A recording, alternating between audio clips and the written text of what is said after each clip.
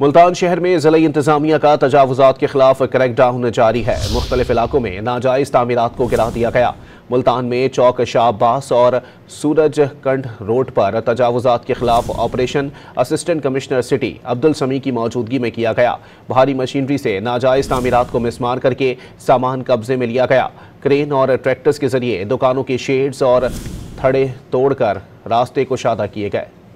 नाजायज़ तामीरात को गिरा दिया गया। मुल्तान में चौक शाह अब्बास और सूरज कंड रोड पर तजावुज़ात के खिलाफ operation assistant commissioner city Abdul समी की मौजूदगी में किया गया। भारी मशीनरी से नाजायज़ तामीरात को मिसमार करके सामान कब्जे में लिया गया। क्रेन और ट्रैक्टर्स के जरिए दुकानों के शेड्स और थड़े तोड़कर रास्ते कुशादा किए गए। नाजायज़ तामीरात को गिरा दिया गया। मुल्तान में चौक शाह अब्बास और सूरज कंड रोड पर तजावुज़ात के खिलाफ operation assistant commissioner city Abdul समी की मौजूदगी में किया गया।